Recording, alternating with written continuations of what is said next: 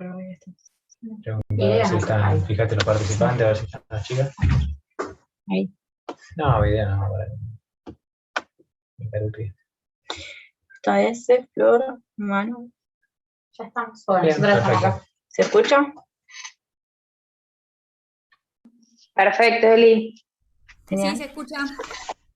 Bárbaro, estamos en línea. Bien. Bueno, buenas tardes.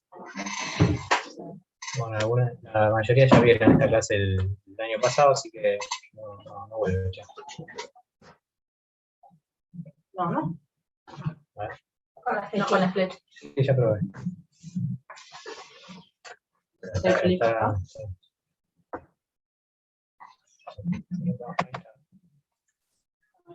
Ahora sí. Ahí.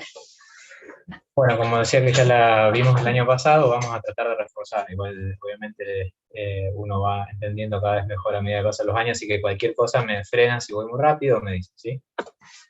Bueno, vamos a dividirla la clase esta día pues como para ver cómo la vamos a ver a la clase, ¿sí? ¿Cómo vamos a dividirla? Vamos a definir el estudio, vamos a ver de qué etapas consta, vamos a ver qué tipos de apremios se pueden hacer para un ecoestrés. Ustedes saben que es un estudio de imágenes en el que se ponen apremio al corazón, sea con ejercicio, o a través de drogas o incluso dispositivos. Y después vamos a ver los grandes grupos de patologías que estudiamos en ecoestrés, que se van a dividir en dos importantes, cardiopatía isquémica o no isquémica. Lo que pasa es que la mayoría de las veces se entrelazan los diagnósticos, así que tampoco es que se pueda hacer esa división, pero como para que sea práctico estudiarlo, vamos a dividirlo así, en isquémico o no isquémico. Entonces, como decía, que bueno, me va a hablar así. Bueno, ahora vemos. Como le decía, entonces, vamos a hacer en todo estudio de ecoestrés, sea de cualquier tipo, farmacológico o no, una etapa siempre de imágenes en reposo, otras durante el apremio, sea cual fuere el apremio, y posteriormente, si el estudio es algo que se haya sido completamente normal, podemos obviar la etapa de recuperación, pero es de buena práctica siempre tomar un set de imágenes en recuperación, ¿sí? Entonces, ya les dije los tipos de estrés, ejercicio farmacológico con dispositivos y los grandes grupos. Vamos a ir primero a las etapas de... Ahí está, no lo veo. Ya está. A las etapas de todo ecoestrés que hagamos. En las tres etapas que mencionamos, siempre vamos a estar tomando imágenes ecocardiográficas en las vistas habituales para principalmente ver, digamos, el ventrículo izquierdo, vamos a enfocarnos en eso, pero es importante también ver la función del derecho, no olvidarse de ver el derecho, que a veces en un ecoestrés lo dejamos un poco del lado y es un marcador de alto riesgo cuando falla el ventrículo derecho, pero bueno, siempre centrados en lo que es la motilidad y el engrosamiento parietal del ventrículo izquierdo, ¿sí? Principalmente para los estudios de isquemia. Con las imágenes ecocardiográficas y estas tres vistas de que hablamos, que son las de eje largo, en 4, 2 y 3 cámaras, vamos a poder ver todos los segmentos que componen a la nomenclatura moderna, digamos, de imágenes, que son el modelo de 16 o 17 segmentos, dependiendo si tomamos al Apex o no. Yo siempre hago mucho hincapié en este tema del modelo de los 17 segmentos porque hace ya tiempo que se utiliza esta nomenclatura para todos los estudios de imagen, ¿sí? Entonces ustedes tienen que tener estas imágenes que la van a sacar de cualquier lado, están en todos lados, tienen que aprendérselas muy bien, casi de memoria, y ustedes poder leer un estudio de ecocardiografía, de medicina nuclear o resonancia, que nosotros vamos a siempre informar, segmento infralateral medio, anterolateral, basal, medio, apical, y ustedes se tienen que poder ubicar rápidamente de qué estamos hablando y a qué arteria le corresponde dicho segmento, ¿sí? Recuerden que muchos segmentos tienen irrigaciones a veces compartidas o en porcentajes diferentes de dominancia en cuanto a qué arteria irriga cada segmento, ¿sí? Entonces, en la... Uy, no sé cómo cuesta que aparezca. Ahí está. En la imagen de la izquierda vemos entonces el modelo de 7 segmentos cortados en los diferentes ejes que nos van a permitir ver en la imagen ecocardiográfica un eje de 3 cámaras, recuerden. Bueno, esto no lo vamos a repasar ahora porque se hace largo y es para estudiarlo en casa, pero qué paredes se ven en cada eje de ecocardiografía. Más allá de que esto es bastante nuevo para nosotros, ya les digo, para entender un informe ustedes tienen que poder ubicarse en qué paredes y en qué vista estamos viendo esos segmentos, ¿sí? Entonces, como le dije, para eje largo de 3 cámaras, eje largo de 2 cámaras y eje largo de 4 cámaras. Después vamos a ver una imagen más que es la del eje corto, pero se repiten los mismos segmentos que vemos en estas tres, se repiten nada más que en la parte media, ¿no?, del corazón, a nivel de los músculos papilares. Y en esta parte de acá vemos la irrigación, ¿sí? Acá grafica, digamos, a qué arteria le corresponde cada segmento. Ya les digo, esto no lo vamos a ver ahora en detenimiento porque es para estudiarlo y repasarlo y practicarlo porque lleva tiempo y no es sencillo. Entonces, esta última imagen de abajo a la derecha es importante, es una mezcla entre la representación clásica de a qué arteria le corresponde cada área, cada pared del corazón, versus lo que se ve en los estudios de resonancia o medicina nuclear con respecto a la irrigación, al verdadero compromiso de los segmentos de acuerdo a la arteria. Entonces, ¿qué nos dice la literatura?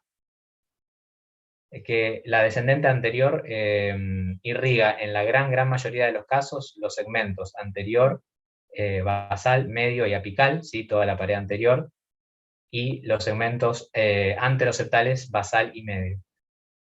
En un porcentaje un poco menor, pero sigue siendo mayoritariamente los segmentos septoapical y apical estricto. La literatura nos dice habitualmente que la coronaria derecha es la encargada de irrigar el segmento inferoapical. Sin embargo, acá, como se ve en el gráfico, solamente en el 33% de los casos reales ese segmento está irrigado por la coronaria derecha, o sea que es más territorio. Recuerden que siempre que tenemos un infarto anterior vemos que toda la punta se queda, inclusive el inferoapical. Eso es porque justamente la DA en la mayoría de los casos llega a dar la vuelta y irriga el segmento inferoapical. Incluso a veces se extiende hasta parte del segmento medio inferior. Después el resto de los segmentos de cara inferior e inferoseptal, la mayoría de las veces está irrigado por la coronaria derecha, pero en parte puede ser por una circunfleja dominante que dé descendente posterior, ¿sí? Por eso es que no figura como en rojo, o sea, con una mayoría total sobre la irrigación. Y la circunfleja, fíjense que el único segmento que realmente en su mayoría irriga siempre, incluso no es en total, es el 90% de los casos, 89%, es el segmento anterolateral basal. El resto, la mayoría son compartidos. Sí, en la mayoría irriga el inferolateral medio y basal, pero ya con mucha menos dominancia, 70% y 76%. Y el lateroapical también, en la mayoría de los casos irrigado por la DA, pero la literatura sigue diciendo de que es territorio de la circunfleja. Me detuve en eso porque es importante la diferencia que hay entre lo que nos dicen los libros y lo que pasa en la realidad. Bien, entonces, ¿qué vamos a estar evaluando en cada una de estas etapas con esas vistas que tomamos? El tamaño y la función ventricular, sí, o sea, una valoración global de lo que es el funcionamiento ventricular, el engrosamiento y la motilidad parietal, como bien ya dijimos, y las evaluaciones Doppler que vamos a tomar durante el esfuerzo, durante el apremio. Aunque la mayoría de las evaluaciones Doppler se hacen generalmente por una cuestión de practicidad en el reposo y en la recuperación, no durante el apremio porque es dificultoso técnicamente y nos podemos perder la capacidad de evaluar motilidad en los pocos segundos que tenemos para tomar esas mediciones. Volvemos entonces al esquema. El esquema principal, vamos a ver los tipos de apremio: ejercicio, farmacológico y por dispositivo. Por dispositivo no vamos a ahondar mucho porque es un estudio que se hace poquísimo, siempre digamos, asistidos por los electrofisiólogos con los equipos de marcapaso. Lo que se hace es se pone el imán, digamos, ¿cómo se llama?, el programador, y se marcapasea el corazón a alta frecuencia justamente para provocar la frecuencia cardíaca submáxima, y así entonces tenemos el apremio. Pero se hace poco y nada, así que en esa no me voy a tener.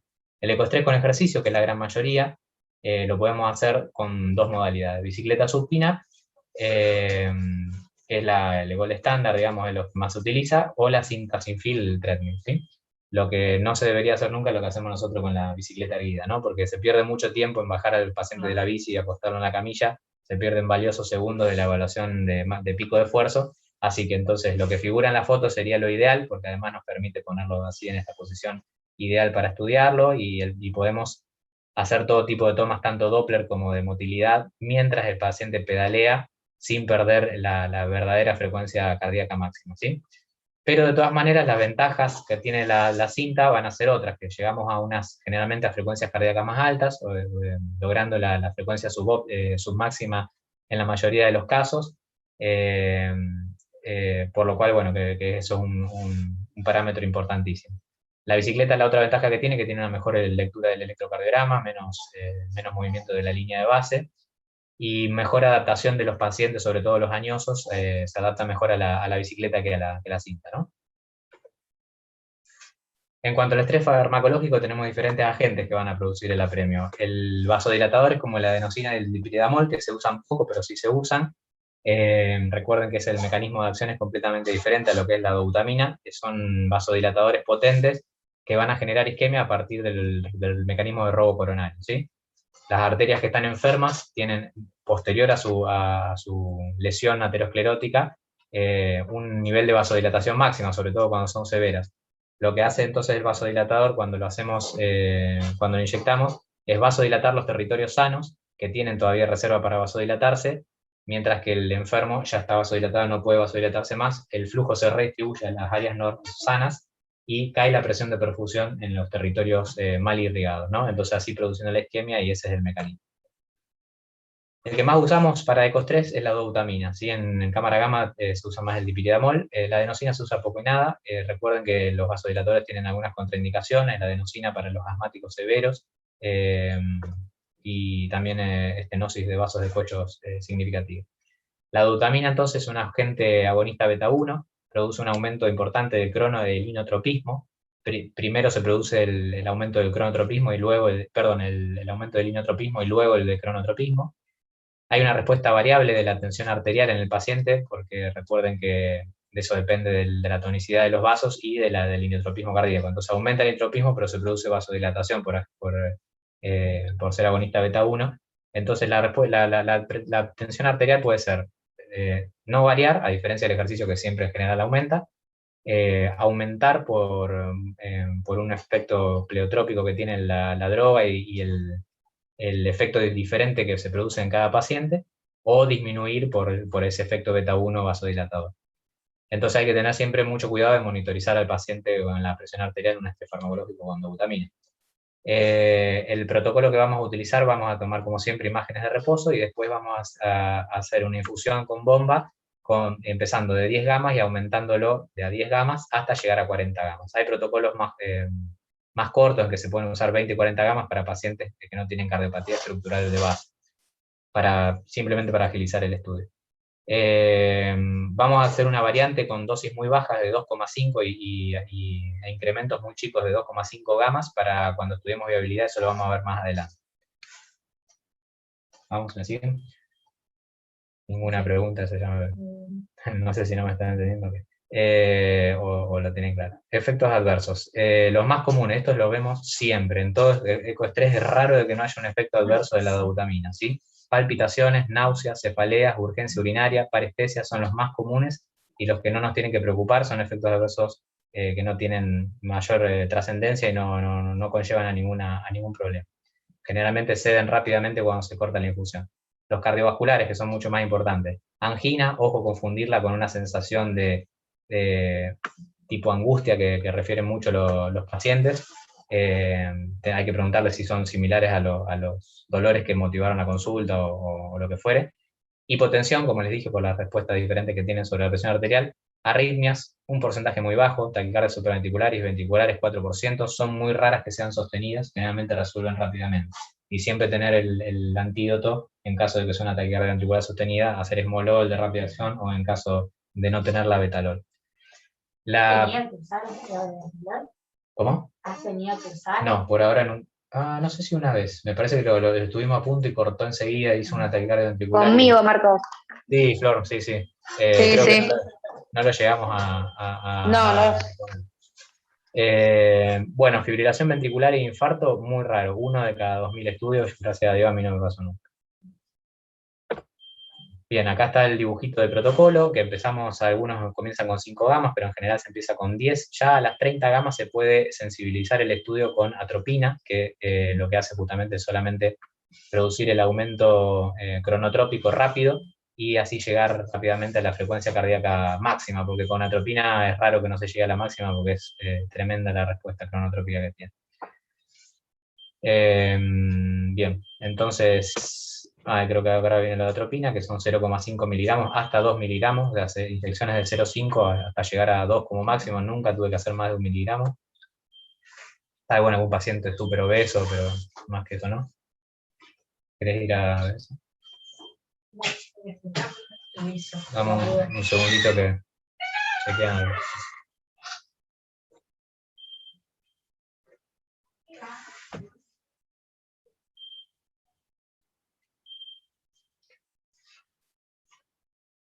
¿Alguna duda hasta ahora? Porque ahora vamos a pasar a la evaluación por patología. ¿Alguna duda sobre los tipos de apremios, sobre las etapas? ¿Algo que quieran preguntar? Por más que sea básico, esto es para eso justamente. ¿Había alguna contraindicación para la utilización de la dobutamina? Sí, muy buena pregunta. La dobutamina está contraindicada en pacientes hipotensos o sumamente hipertensos, cuando hay arritmias ventriculares tirando a graves, digamos, de taquicardia ventricular o el paciente está muy inestable hemodinámicamente. Para la adenosina creo que ya dije, para el asma severo y el dipiridamol también en la estenosis carotidia. Y después, ojo con la atropina también, con los glaucomas de ángulo cerrado y los pacientes que tienen prostatismo o retenciones urinarias, porque produce justamente más retención urinaria. Y bueno, ahora no se me ocurre ninguno, pero... Gracias.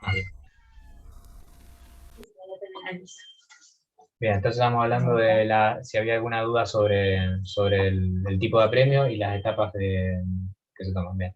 Ahí le explicaba a Manu las contraindicaciones de la DOU que no habíamos hablado, que son inestabilidad hemodinámica, arritmias ventriculares severas, hipertensión o hipotensión. Para la atropina, las retenciones urinarias o el glaucoma de ángulo cerrado. Y bueno, el DIPI de la adenosina ya las había mencionado. Ahora. Entonces ahora vamos a las patologías que estudiamos. Entonces, en cardiopatía isquémica, la más importante y la que más nos vamos a centrar, sí, porque son la gran mayoría de los estudios se piden por este tipo de patologías. ¿Cuáles son las indicaciones más importantes? Hay un montón, pero estas son por ahí las que más se utilizan. Pacientes los podemos dividir en sintomáticos o pacientes asintomáticos, siempre hablando de anginosos, ¿no? Cuando el electrocardiograma no es interpretable, por lo cual una ergometría no nos va a ser suficiente, entonces nos apoyamos un poco en las imágenes. Cuando el paciente tiene incapacidad de ejercicio, obviamente vamos a usar la modalidad farmacológica. Y para pacientes que tienen síntomas y una probabilidad pretest intermedia alta. Esto por el teorema de Bayes, es similar a lo que hacemos en ergometría, ¿sí? O sea, un paciente por más que esté sintomático, si tiene una probabilidad muy baja de tener enfermedad coronaria, los resultados no nos van a terminar de convencer, ¿sí? de ser definitorios, porque vamos a seguir pensando que puede haber sido un falso positivo o no íbamos a terminar en otro estudio para definir. Ahí, en ese caso, es mucho más útil, por ejemplo, hacer una tomografía multislide que tiene un valor predictivo negativo muy alto. Uno espera encontrar coronarias normales, busca eso, negativo, descartamos la cardiopatía isquémica, pasamos a otra cosa. ¿Sí? Entonces, por eso, probabilidad pretest alta. Si cuando nosotros pensamos que va a tener cardiopatía isquémica, ahí pedimos un ECO 3, no en paciente para descartar. Otra cosa es ¿cómo se llama? La unidad de dolor. Pues la unidad de dolor ahí se quiere, digamos, como, a pesar de que hay todo un protocolo, digamos, por ahí se tuerce un poquito más el tema de la probabilidad. A veces se piden pacientes que no tienen tan alta probabilidad intermedia, pero baja ya no estoy de acuerdo en ningún caso. Pacientes asintomáticos. Acá yo, digamos, soy bastante conservador y no suelo pedir estudios de ECOS 3 a pacientes asintomáticos. Por ejemplo, en el caso de aquellos que tienen enfermedad coronaria establecida para marcar un pronóstico. Es verdad, sí, el ECOS 3 marca pronóstico. Un estudio negativo, ahora vamos a ver que tiene una probabilidad de eventos cardiovasculares al año muy baja, de 1%. Pero eso ya se vio en algunos estudios, como el estudio de isquemia, que la evolución de los pacientes, cuando se estudian de forma intensiva y se los sigue con estudios complementarios o incluso revascularización, es muy similar a aquellos pacientes donde se hace un seguimiento guiado por síntomas, o sea, donde estamos a la expectativa con tratamiento médico óptimo y seguimos al paciente a lo largo de su evolución, y si está estable no lo invadimos, no le hacemos estudios, no le hacemos nada. Se hizo un estudio, no sé si alguna vez lo vieron a la isquemia en alguno de los seminarios. Muy interesante ese estudio por ahí para verlo. Justamente tira un poco a la banquina todo esto de hacer ecoestrés en pacientes asintomáticos. Y aquellos que tienen alto riesgo, en el último ítem, alto riesgo de enfermedad arterial coronaria, por ejemplo, aquellos que hayan tenido enfermedad periférica, como de miembro inferior o carotidio, se puede justamente ir a buscar cardiopatía isquémica, que acá no me parece mal porque son pacientes que ya están enfermos y quizás se le puede agregar, o sea, hacer el diagnóstico, ¿no? No tiene enfermedad coronaria diagnosticada, sino que vamos a ir a hacer el diagnóstico, a ver si tiene alguna lesión, y en todo caso a lo mejor el paciente se beneficia de tener un beta bloqueante que no lo estaba tomando, ¿sí? Sin intenciones de ir a revascularizar, solamente hacer diagnóstico. Si tiene lesiones coronarias que son tratables mediante medicamentos, entonces, bueno, eso es un beneficio. ¿Dónde vamos a estar evaluando nosotros la cardiopatía isquémica con respecto a la cascada isquémica con ecoestrés? Bastante en el origen, ¿sí? Acá esta representación de la cascada isquémica marca como primer paso de la isquemia la normalidad de la perfusión, que esto lo va a ver bien la cámara gamma, que sería, digamos, un estudio que va a permitir estudiarlo en las primeras alteraciones que se producen, que es justamente cuando cae la presión de perfusión coronaria. Lo podemos ver en eco, sí, mediante un eco de perfusión con burbujas. Esto no lo hacemos en nuestro medio porque no hay burbujas en Argentina, no se comercializan y además es extremadamente caro, por lo cual nosotros generalmente no lo vamos a ver. Luego empieza la alteración de la relajación, las alteraciones de la función diastólica. Recuerden que siempre antes de la función de la alteración sistólica en la isquemia se produce la alteración diastólica, y eso sí lo podemos evaluar en un ecoestrés haciendo las mediciones Doppler, ¿sí? Después también en un estadio más próximo a lo que es la alteración contráctil visible en la motilidad parietal, lo podemos hacer con un strain, ¿sí? Que tiene sus limitaciones, pero sí, podemos llegar a ver un estadio subclínico de la alteración de la motilidad. Luego viene, sí, ahora de lo que más utilizamos, que es la alteración del engrosamiento y la motilidad parietal, que es lo que hacemos todos los días. Luego viene la alteración del electro, fíjense la ergometría, qué tarde que llega en la cascada isquémica a hacer diagnóstico, posteriormente la angina, y después ya vemos la secuela como infarto o SCAR, ¿sí? Eso es muy interesante esto, ver cómo la diferencia, por qué tiene más sensibilidad y especificidad un ecoestrés que una ergometría a la vista. Acá está la vista, ¿sí? La ergometría llega a hacer el diagnóstico recién acá, y nosotros estamos mucho antes en la disfunción diastólica. Ya podemos incluso sospechar isquemia. Vamos a esperar un segundito a que venga Belén.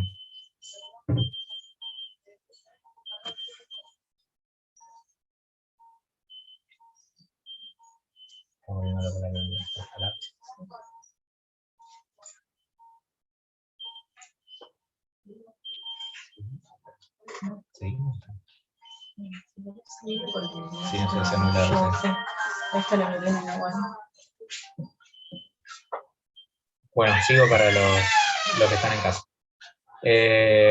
Entonces, ¿cómo vamos a hacer la descripción de las alteraciones de la motilidad, que siempre es en lo que más nos apoyamos? Recuerden que se pueden dividir en una motilidad que sea normal, de hipocinesia, esto lo conocen bien, aquinesia, disquinesia o aneurisma del segmento o pared. Se le puede poner números a esto, aunque no los utilizamos, pero para tener una idea, un segmento hipokinético es aquel que tiene una excursión, un engrosamiento menor al 40% del basal, ¿sí? O sea, del reposo, de lo que es un segmento normal. Aquinético es cuando ese engrosamiento baja a menos del 10% del grosor diastólico. Eso quise decir con el basal, con el grosor diastólico.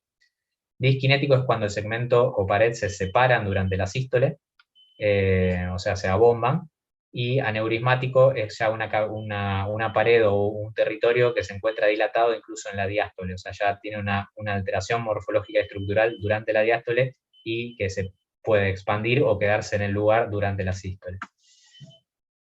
También tiene que ver la excursión parietal hacia el centro de la cavidad, que generalmente lo normal es que sea mayor a 5 milímetros y ya, bueno, después decae, ¿no? Pero esos son valores numéricos que no utilizamos mucho.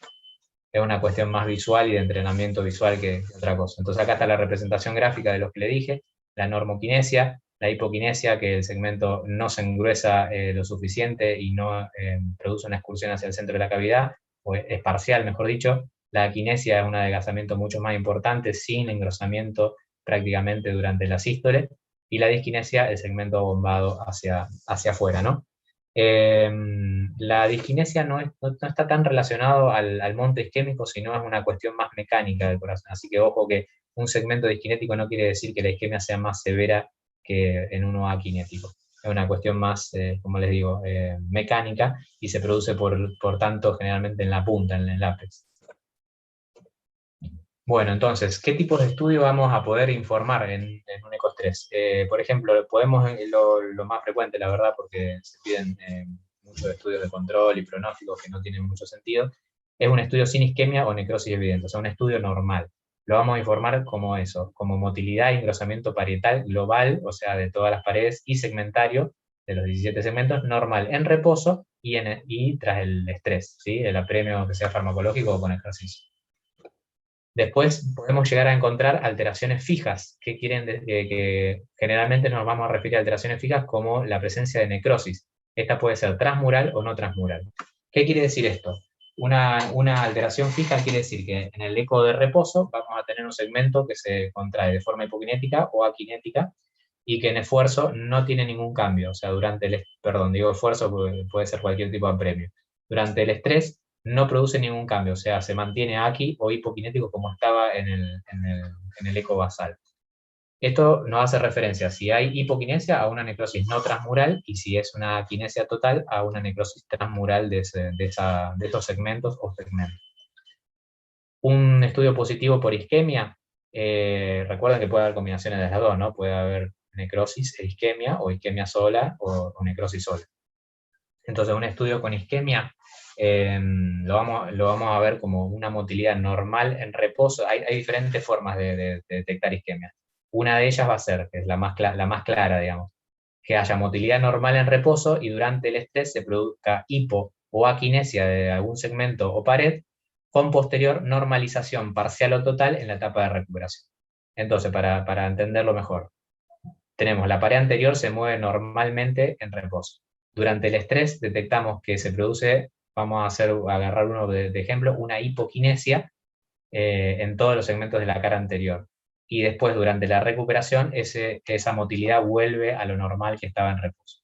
Entonces ahí vamos a detectar que hay una isquemia en el territorio de la descendente anterior, por ejemplo.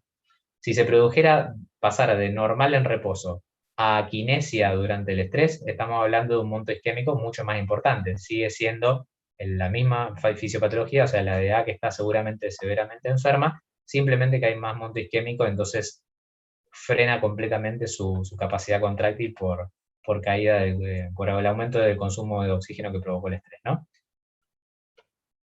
Si tuviésemos una hipoquinesia en reposo, quiere decir que probablemente haya una necrosis no transmural y que puede pasar a una aquinesia en esfuerzo, o sea que hay necrosis no transmural con isquemia perinecrótica, ¿sí? Bueno, este era el segundo ítem, me adelanté, ese era el segundo ítem lo que acabo de mencionar. Y por último, la alteración de la función global o aumento de volumen del ventrículo izquierdo durante el esfuerzo. ¿Qué quiere decir esto? No vemos una pared que empeore y que las otras se comporten normalmente, sino que el ventrículo izquierdo empeora globalmente, o sea, baja su fracción de eyección o no la aumenta adecuadamente. Recuerden que en el estrés siempre tiene que aumentar la fracción de eyección, y puede producirse incluso también un aumento del volumen diastólico del ventrículo izquierdo. Esto es un indicativo generalmente de enfermedad de múltiple vaso, de tronco coronario izquierdo, ¿sí? O sea, un monto isquémico muy grande. Bien, con respecto a los estudios de viabilidad, estos son dos palabras porque tampoco no lo hacemos muy seguido y nada, los estudios prospectivos no han demostrado gran utilidad de la viabilidad, por lo menos en los pocos que se han hecho. La mayoría son retrospectivos, parecían muy prometedor, pero la realidad es que hoy en día no se usa mucho. El estudio de viabilidad lo que habla es de un miocardio que había una teoría antes sobre que era diferente lo que es un miocardio hibernado de uno atontado. Uno atontado es aquel que recibía un insulto isquémico y se recuperaba rápidamente, o sea, perdía parte de la motilidad y en poco tiempo recuperaba su movilidad normal. Como por ejemplo, un infarto que se abre rápidamente la arteria y la pared recupera su motilidad normal. El músculo hibernado se hablaba de lo que antes se creía que era por isquemia severa por tiempo prolongado, o sea, un músculo que está crónicamente mal irrigado y empieza a producirse una disminución de su actividad metabólica, por lo que empieza a disminuir la motilidad hasta incluso llegar a la aquinesia, a pesar de que el miocito no está necrótico, hay, digamos, células vivas, pero no tienen capacidad contráctil. La teoría moderna sobre el miocardio hibernado es de que un miocardio hibernado no es por una isquemia prolongada severa crónica, sino de que son múltiples eventos además de una hipoirrigación crónica, hay múltiples eventos de insultos isquémicos que van deteriorando su función y lo van dejando con ese estado metabólico bajo, ¿sí? Entonces, por ejemplo, ¿cuáles pueden ser? Obviamente la enfermedad coronaria de accidente de placa, una taquimiopatía, la taquicardia, la disminución de la presión de perfusión, lo que le digo, la cardiopatía isquémica, una vasoconstricción, o sea, por pacientes que tienen angina vasoespástica, entonces los eventos de esto van generando estas alteraciones de la motilidad, y trombosis transitoria, por ejemplo, lesiones coronarias que se trombosan y reperfunden, ¿sí? Entonces todo esto puede llevar a la hibernación miocárdica. La vamos a evaluar con un protocolo con dosis mucho más bajas, como habíamos hablado, empezando 2,5 a 5, 7,5, y luego ya así, 10 y 20 gamas como para producir isquemia. La forma que tenemos de diagnosticar la de más alta, que nos va a indicar clásicamente lo que es un músculo viable, no necrótico, o sea, un músculo que está kinético pero que tiene viabilidad, es lo que llamamos la respuesta bifásica. La vamos a encontrar cuando tenemos en las bajas dosis, o sea, recuerden que las paredes en las que queremos evaluar viabilidad generalmente tienen alteraciones de la motilidad en reposo. Entonces comenzamos con bajas dosis, en estas 3 primeras dosis, bajas dosis de butamina, y vamos a ir a buscar que ese músculo empiece a contraerse por la acción agonista beta-1. Estos estudios se hacen siempre con dobutamina, no les dije eso, se puede llegar a hacer con ejercicios de baja intensidad, pero no son recomendables, siempre con agonista beta-1, ¿sí? Entonces, las bajas dosis de dobutamina lo que voy a tratar de hacer es ver si ese músculo tiene respuesta y empieza a contraerse. Y la respuesta bifásica se llama por el hecho de que en las etapas posteriores, con las dosis más altas, ahí tiene que volver a tener la aquinesia o hipoquinesia que tenía basalmente, dado que se produce la isquemia, ¿sí? O sea, esto lo que hace es generar un estímulo en esas células viables para empezar a contraerse, pero ya después las dosis más altas generan el mecanismo de isquemia y vuelve otra vez a la aquinesia. Entonces ahí estamos en presencia de un músculo viable.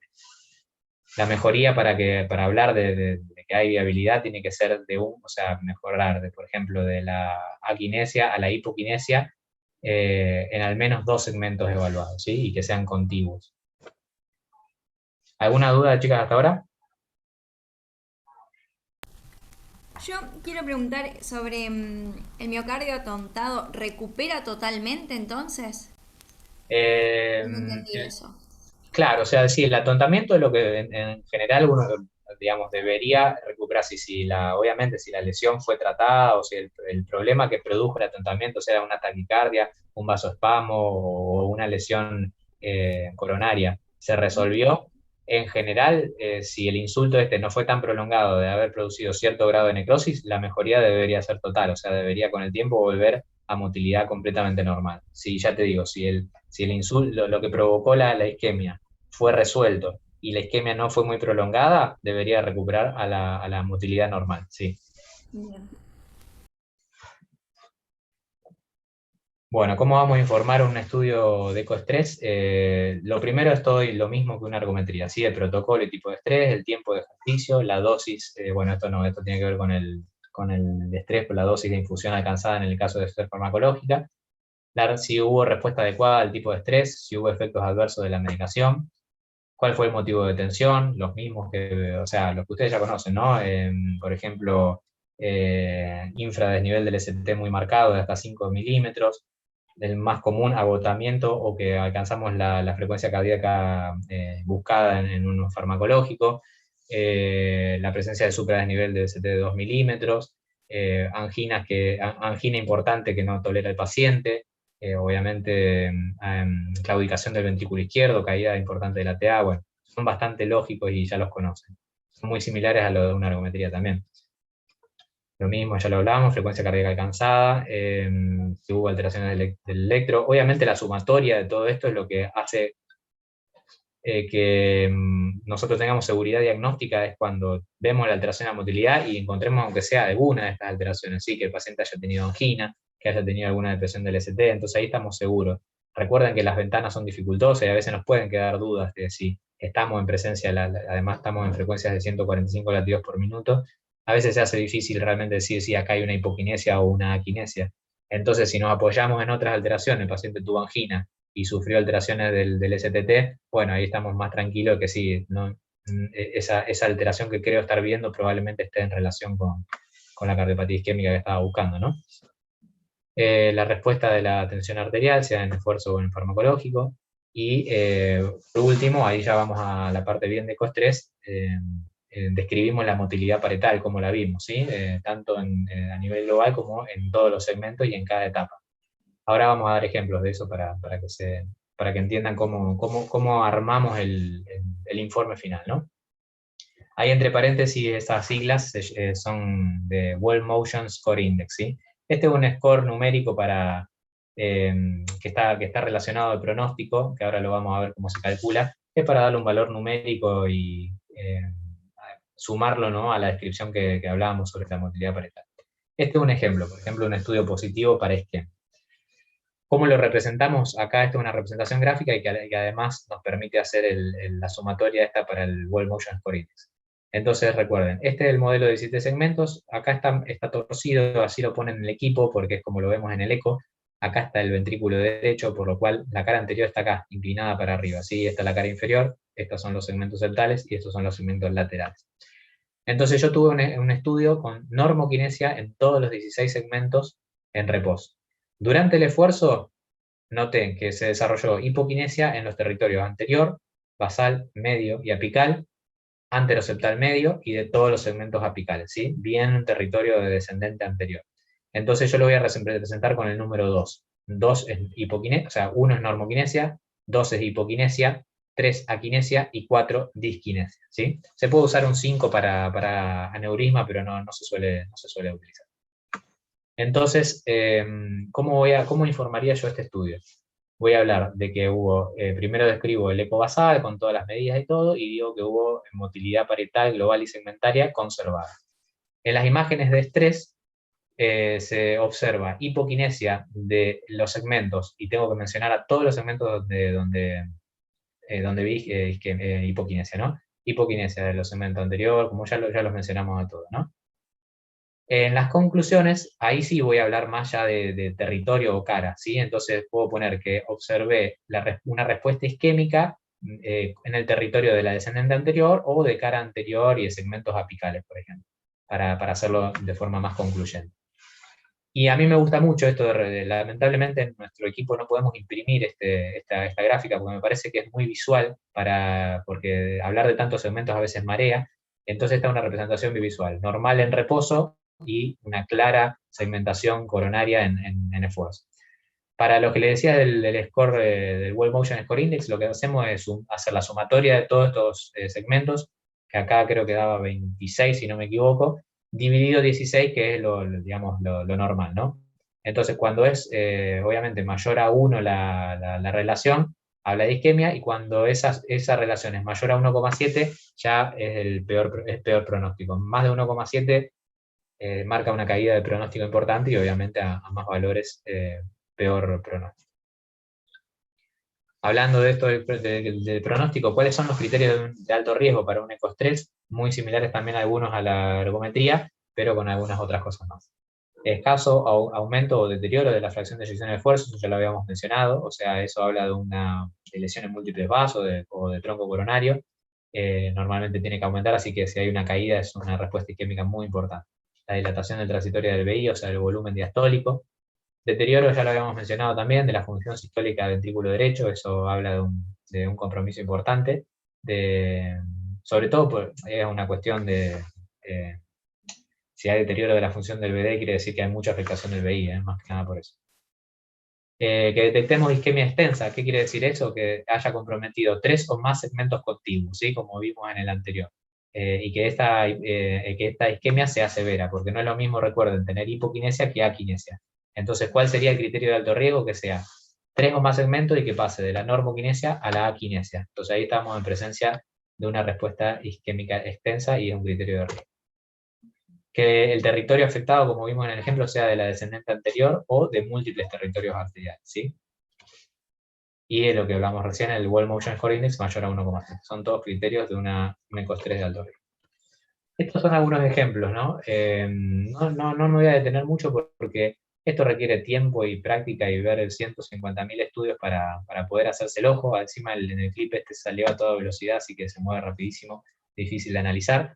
Pero es un estudio normal, es un estudio que hice yo, que tenía una ventana fabulosa, y era más que nada para mostrarles cómo lo vamos a analizar. Siempre del lado izquierdo vamos a ver las imágenes de reposo, y en las imágenes de estrés las vamos a poner en la misma vista a la derecha, ¿sí? Entonces, en un eje de 4 cámaras, comparo, no hay ninguna alteración de la motilidad, aumenta la presión de eyección y la contractilidad, normal, ¿sí? Vamos a pausar este y ponemos este. Estas son las otras dos vistas, eje largo de 3 cámaras y un eje corto a nivel de los músculos papilares, también, normal, no hace falta que lo analicemos mucho más.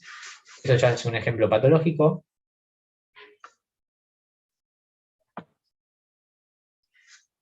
Acá ya les digo, no me voy a detener porque no pretendo que ustedes puedan hacer diagnóstico de esto, lleva mucho tiempo, pero hay una isquemia importante y extensa en el territorio de la DA, acá en el ápex y acá también en el septo apical. No importa si no lo ven, ya les digo, esto no viene al caso.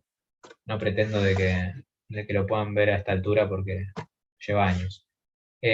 Bueno, entonces lo que sí me interesa que vean es cómo lo graficamos, ¿sí? Acá el equipo me permite poner la vista que estoy utilizando. Esto está al revés como lo hace Gastaldi, ¿sí? El ventrículo izquierdo quedó a la izquierda de la pantalla, normalmente está de este lado. Entonces tenemos que en las imágenes en reposo yo no veo ninguna alteración de la motilidad, o sea que le pongo a todos los segmentos que aparecen en esta vista el valor de 1, ¿sí? Normoquinesia. Acá en la cara anterior ya veo que hay en la parte distal de la cara anterior, que está acá, yo ya veo una leve hipoquinesia, así que la marco como hipoquinesia anteroapical y anterior media. Esto, ya les digo, no me interesa que lo vean en las imágenes, sino cómo lo representamos. Es muy fácil de ver. Si pudiésemos imprimir esto en el informe final, sería de mucha ayuda para verlo visualmente. Y después en las imágenes de esfuerzo, que están a la derecha, yo acá ya marco que pasamos de la normoquinesia a la aquinesia de los segmentos apicales y hipoquinesia infraseptal media. En el eje de 2 cámaras pasamos, fíjense que teníamos hipoquinesia acá de la pared anterior, acá ya tenemos una leve disquinesia del infraoapical, no sé si llegan a ver cómo se aleja ese segmento ahí durante la sístole, y aquinesia de la pared anterior. ¿Está? Entonces acá se ve, entonces todo esto después el equipo lo traduce al ojo de buey, ¿no? Tienen los 16 segmentos simultáneamente. Esto no importa, son las otras vistas, digamos, que se repiten, como ya les dije, los segmentos, así que no tienen mayor sentido. Entonces esto es lo que me interesa que vean.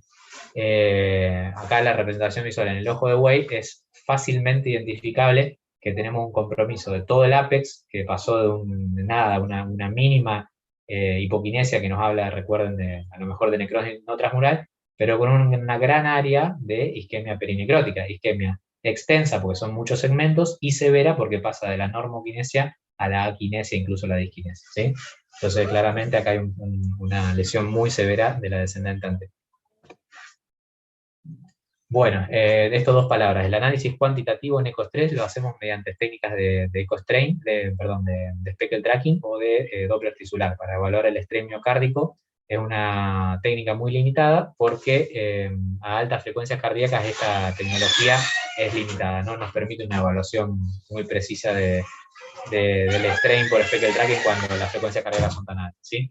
Tiene sus grandes atractivos que son, digamos, es un análisis, digamos, independiente del observador y de la expertise de cada uno, ¿no? Esto lo hace automáticamente el equipo, pero ya les digo, depende mucho de la ventana y a altas frecuencias cardíacas la capacidad de análisis es limitada.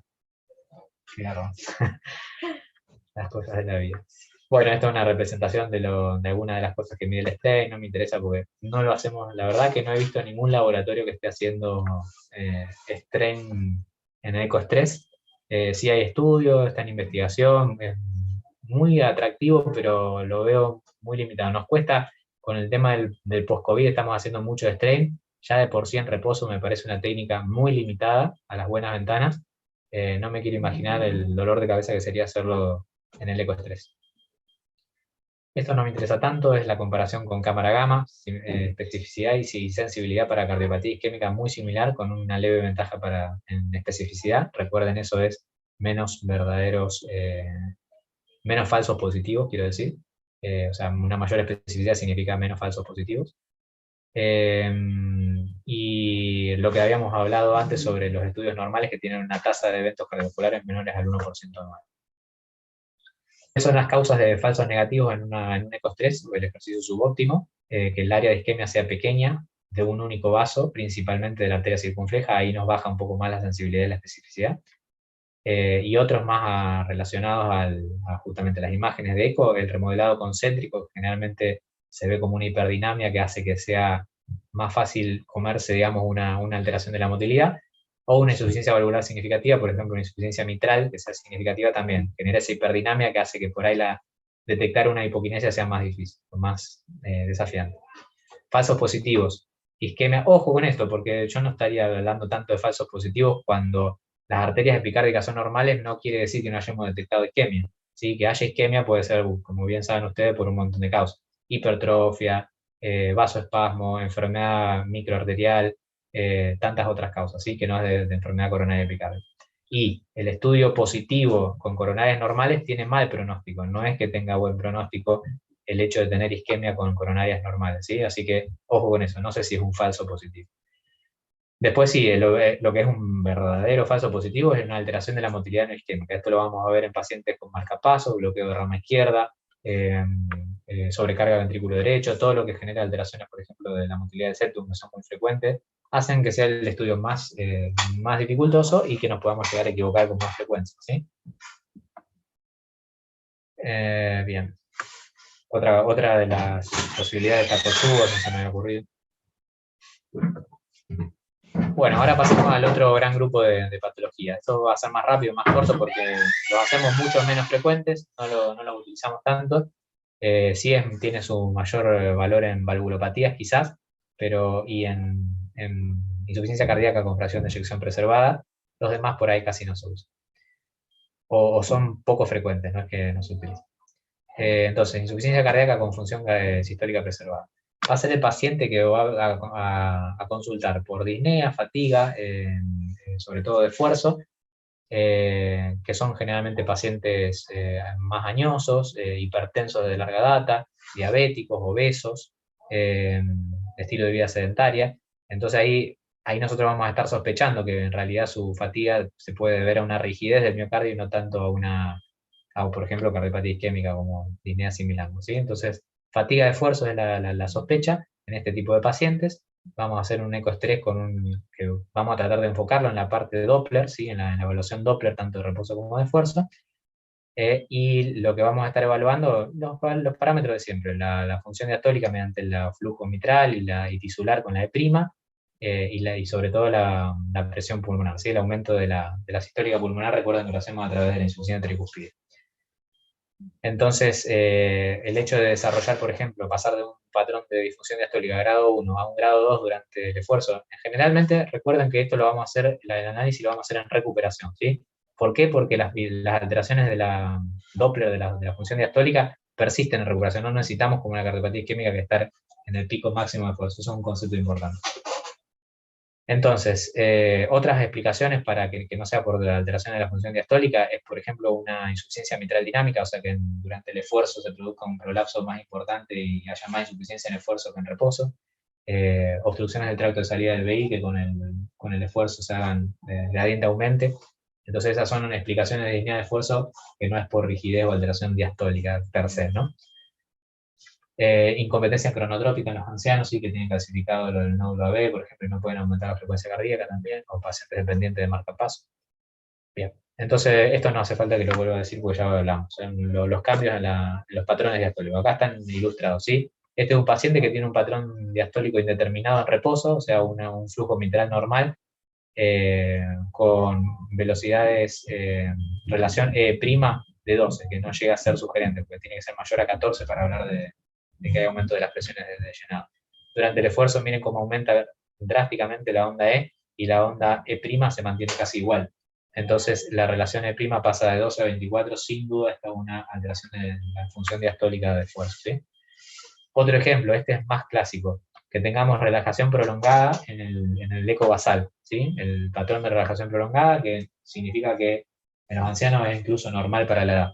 En esfuerzo aumenta la onda E, incluso en la recuperación, fíjense que está más alta, y nunca aumentó la onda E'.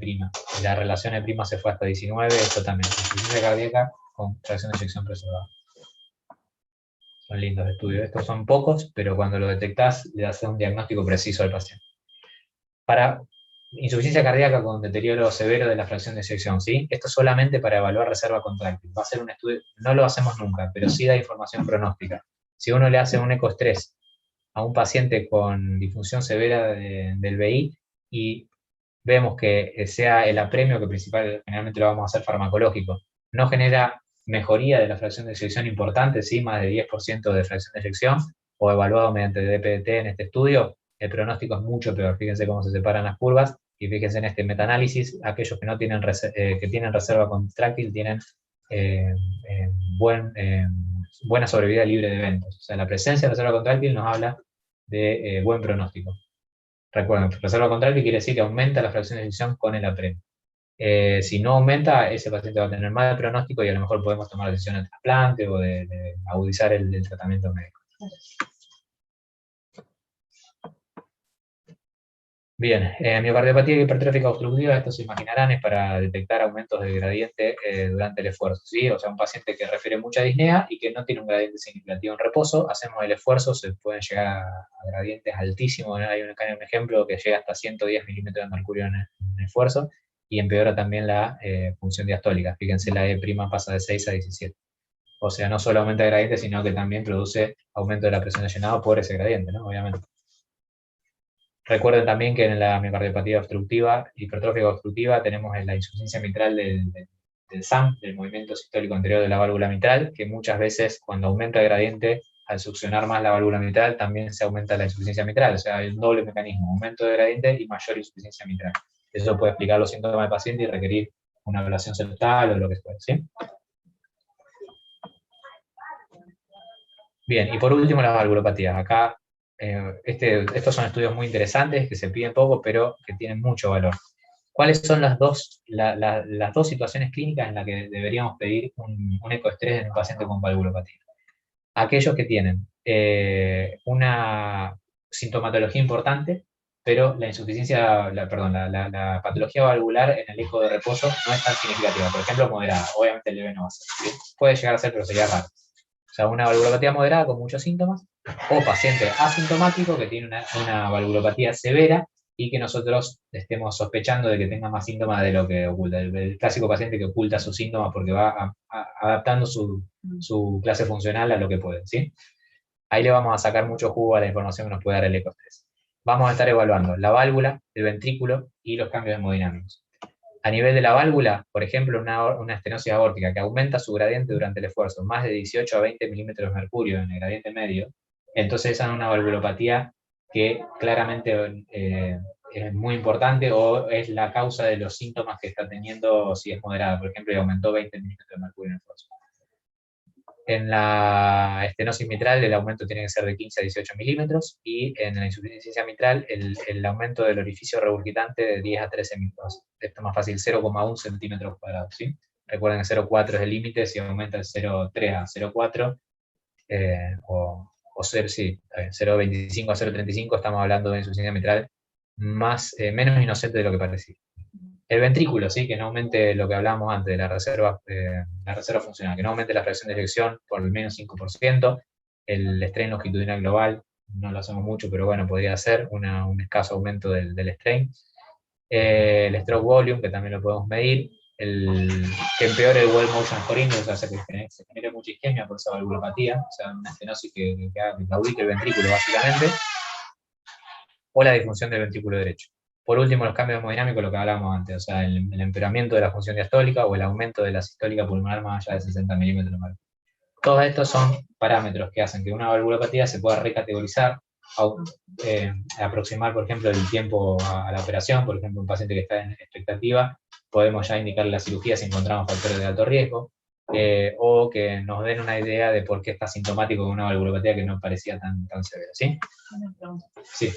O sea, cuando vos Hablas ves así. estas alteraciones, ¿vos las volvés a categorizar o son significativas de por sí para decir que...? Esto, digamos, no es en las guías no es categórico, no es una información que sea, por ejemplo, que un paciente que desarrolle esto ya tiene clase 1A para indicación quirúrgica, ¿vale?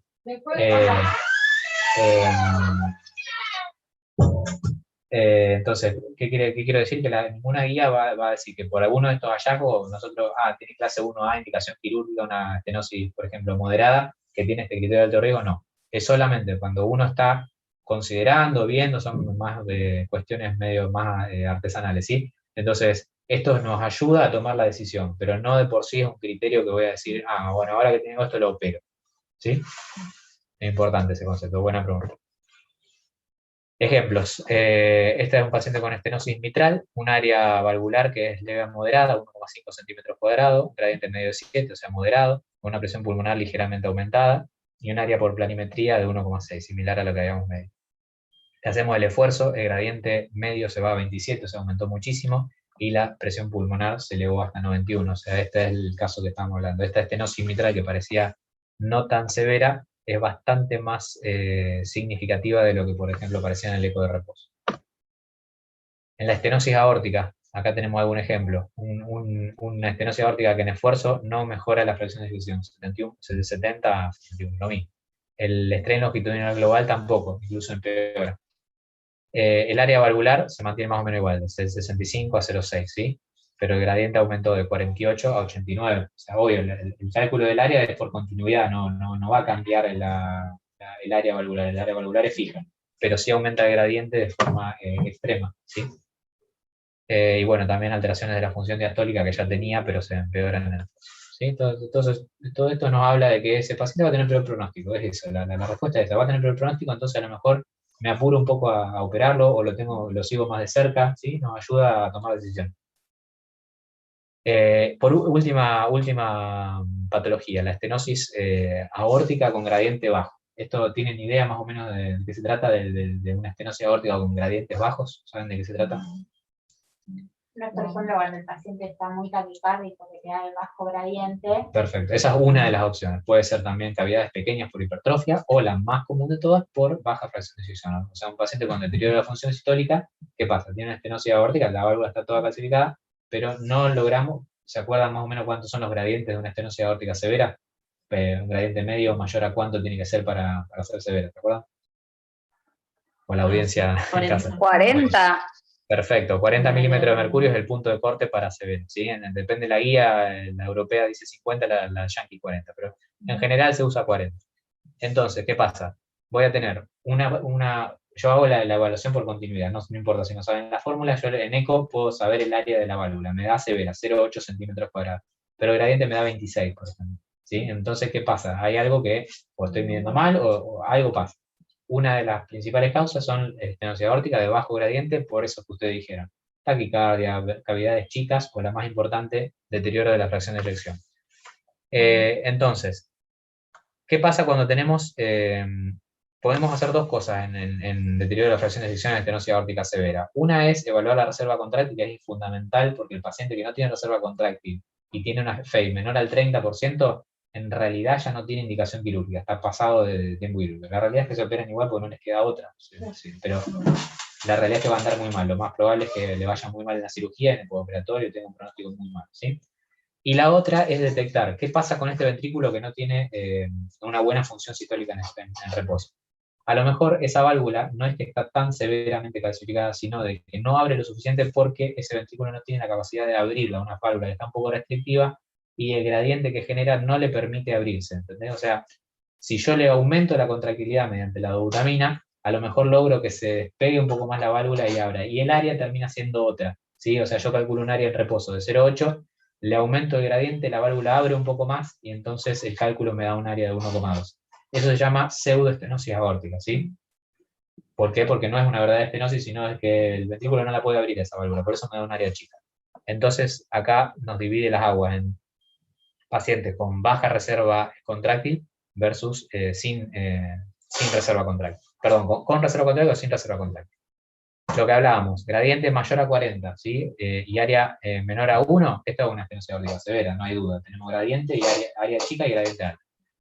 Gradiente bajo, lo que hablábamos recién, menor a 40 milímetros de mercurio, pero un área mayor a 1 centímetro cuadrado después del ecoestrés, es la pseudoestenosis aórtica, ¿sí? Simplemente le faltaba fuerza a ese ventrículo para abrirlo.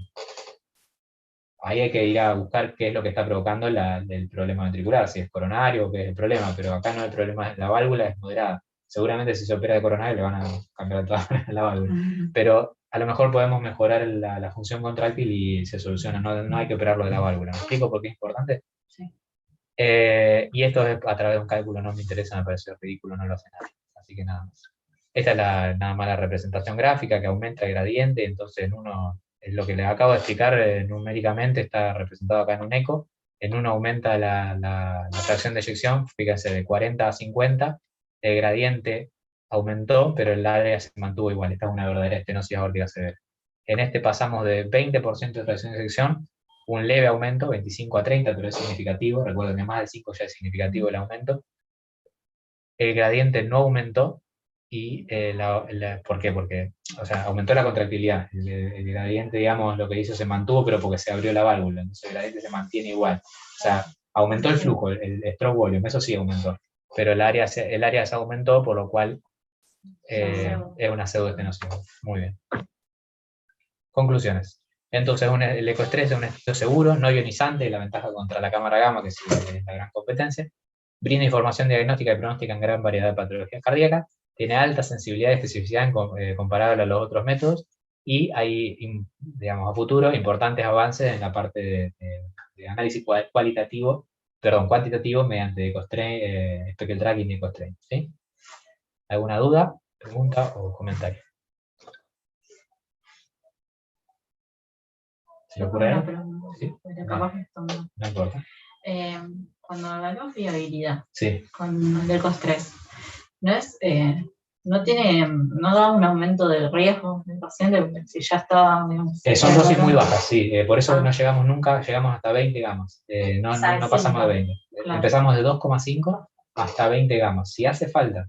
O sea, si tuvimos la respuesta bifásica a las 10 gamas, lo cortamos ahí. Y sí, es un estudio de un poco más riesgo que uno, digamos, porque claramente tiene el estudio, siempre el paciente que va a estudiar viabilidad es un paciente que tiene fracción de eyección muy baja y alteraciones globales de la motilidad parietal, ¿sí? Hicimos uno al hematólogo, ¿cómo se llama? El de hemoterapista, perdón, a Ángel. Ángel. Sí, Ángel, hicimos uno que dio negativo, así todo lo operaron, lo revascularizaron y mejoró la motilidad, o sea que, digamos, no lo pudimos descubrir mediante el estudio, Sí, pero... me acuerdo también un paciente del doctor Estroso. Ese era, me parece. No nos fue Ángel, Ángel hizo un ese era 7, 8. Sí, es verdad. Que no, creo que no nos dio el resultado, o sea, nos dio como que no había viabilidad y después la movilidad mejoró, así que evidentemente fue un fallo diagnóstico. Pero bueno, esa es la idea, son pacientes con muy mala fracción de eyección y que la idea es ver si la revascularización los va a beneficiar, porque si no tenés tejido viable, revascularizar tejido necrótico no tiene ningún sentido.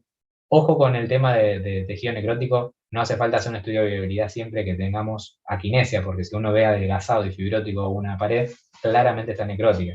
Es para paredes que a lo mejor tienen cierto grosor y que están aquinéticos, ¿sí? O sea, como que podemos llegar a sospechar de que también la R en el electro, ¿viste? Se suman variantes. Entonces, es muy seleccionado el paciente que se le hace viabilidad, por eso es que se me pide tan poco.